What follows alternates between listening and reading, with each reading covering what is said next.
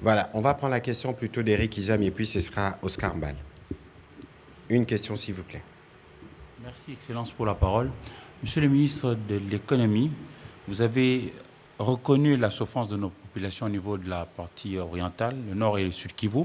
Alors, comment comptez-vous au niveau du gouvernement appuyer les opérateurs économiques congolais vivant dans cette partie de la République? Pour terminer, après l'annonce par l'ancien chef de l'État, Joseph Kabila Kabange, de revenir au pays par la partie orientale, on a vu Olivier Kamitatu Etsu, autrefois président de l'Assemblée nationale, parler du fédéralisme. Ça, c'est la question au ministre Mouyaya. Comment est-ce que vous, gouvernement congolais, réagissez quand on parle fédéralisme en République démocratique du Congo? Alors, heureusement que j'ai à côté de moi un professeur d'économie réputé, reconnu. Il aura sûrement l'occasion de donner quelques éléments de réponse à propos parce que, permettez-moi, même si on peut comprendre l'idée de faire un détournement, parce que bon, si on était déjà annonceur d'une arrivée qui n'est jamais arrivée, qui n'arrivera peut-être pas, on cherche à faire une petite diversion, c'est très malsain et très indécent de vouloir ouvrir un débat comme celui-là dans un contexte où vous n'avez jamais eu le courage de condamner ceux qui ont touché aujourd'hui à l'intégrité du territoire national. Vous voulez parler du fédéralisme d'un territoire où vous avez des agresseurs qui y sont, qui tuent tous les jours, où vous n'avez jamais eu le moindre bon sens, j'allais dire, d'exprimer une solidarité contre pour vos propres compatriotes qui sont des victimes quotidiennes et vouloir amener un tel débat, ça signifie simplement qu'on veut déplacer les curseurs parce que l'annonce qu'on a faite n'a pas donné les résultats. Et donc, c'est à la limite choquant d'ailleurs, parce que si nous devons refaire le parcours de l'homme qui l'est dit, du pacte de Sun City et de tout ce qu'il y a eu. Il ne faut pas oublier que nous étions dans un contexte où le président de la République avait dit qu'on devait réfléchir justement sur la Constitution. Les mêmes personnes qui veulent revenir aujourd'hui pour nous reparler de fédéralisme, mais comment vont-ils y arriver? Mais c'est tellement suspect que ça soutient l'idée de ceux qui pensent que c'est le moment de balkaniser la RDC. Et c'est ça l'intention cachée. C'est ça justement le côté malveillant de ces débats qui peut paraître au départ intéressant, mais en réalité qui ne l'est pas. Dans les contextes actuels, ce qui importe pour tous les Congolais qui tiennent à la République démocratique du Congo, c'est d'abord le retour à l'intégrité territoriale. Il n'y a rien qui n'éveille plus que ça. Et après, on peut débattre. On peut être unitaire, fédéraliste, mais dans un contexte comme celui-ci, vouloir faire un tel débat, c'est de l'indécence, tout simplement. Alors, monsieur le vice-premier ministre, vous avez votre question, mais on peut profiter de votre présence ici, de par votre expertise, justement, pour que vous puissiez dire un mot sur ces sujets de décentralisation, de fédéralisme.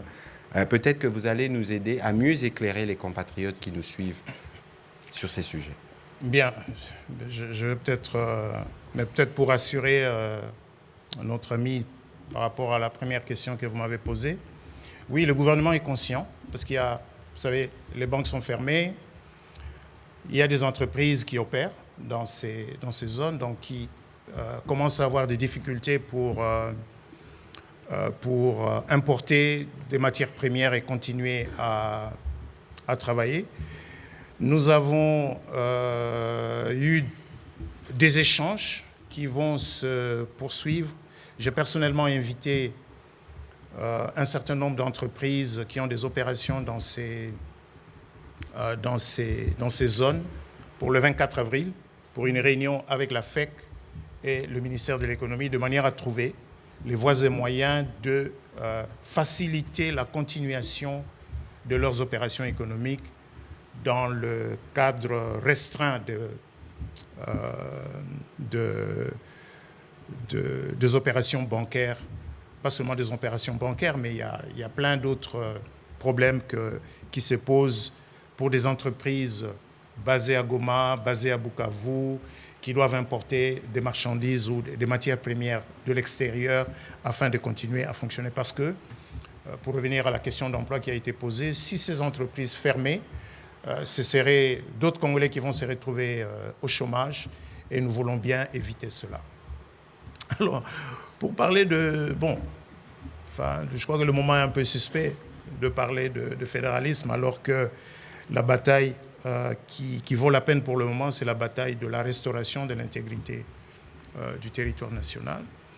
Mais monsieur l'auteur de cette idée, monsieur Olivier Kamitatou, est dans le pays aujourd'hui la personne qui a la meilleure connaissance de ce débat, parce qu'il fut président de l'Assemblée nationale du Parlement de transition, qui avait eu justement à rédiger la Constitution. Je peux affirmer, pour l'avoir entendu personnellement dire, que lui, il a les minutes de débat. Et ces débats avaient été houleux, notamment sur cette question entre l'unitarisme et le fédéralisme. Et ces minutes, c'est-à-dire la transcription de ces débats, je crois qu'il les a. Et je lui suggérerai un jour, enfin, quand il pensera rédiger ses mémoires, peut-être de rendre public, de nous retracer, de nous replonger dans cette salle où se tenait ce débat, dans les pour et les contre et les arguments qui ont poussé le constituant à nous produire la constitution que nous avons aujourd'hui, qui prône un gouvernement, un État unitaire et largement décentralisé. Je peux aussi rappeler qu'il est, lui, la même personne qui, il y a quelques années, a suggéré de renforcer le pouvoir central, notamment en se dotant d'un exécutif plus fort, en supprimant le poste de Premier ministre.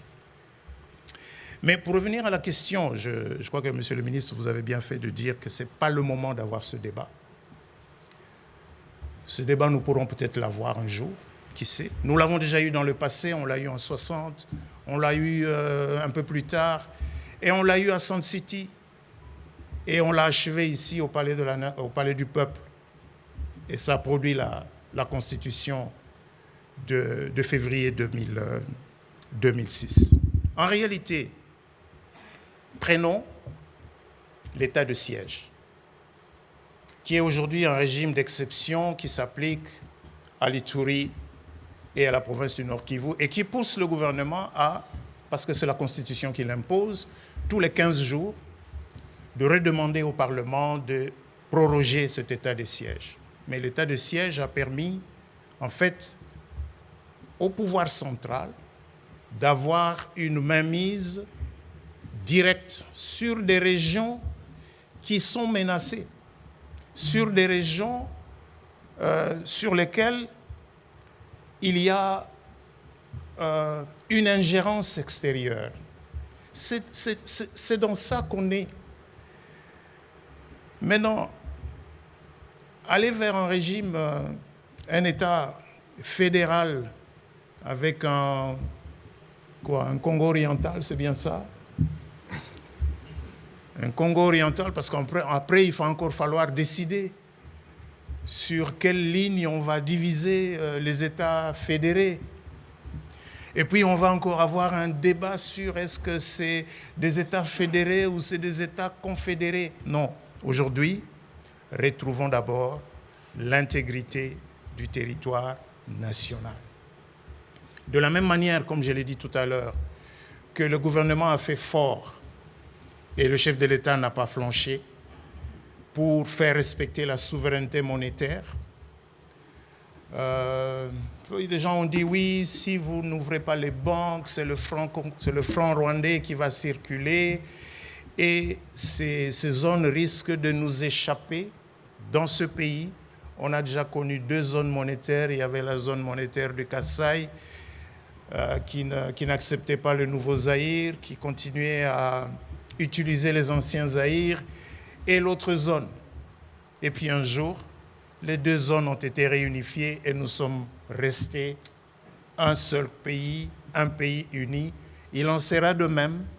Nous allons retrouver ces parties du Nord Kivu et du Sud Kivu qui sont occupées pour que le Congo demeure un seul pays uni. Et le débat sur la forme de l'État, il reviendra peut-être, mais pour l'instant, nous avons peut-être intérêt à d'abord faire fonctionner ce système d'un État unitaire largement décentralisé. Et là, il y a de la matière. Il y a de la matière pour faire fonctionner la Caisse nationale de péréquation.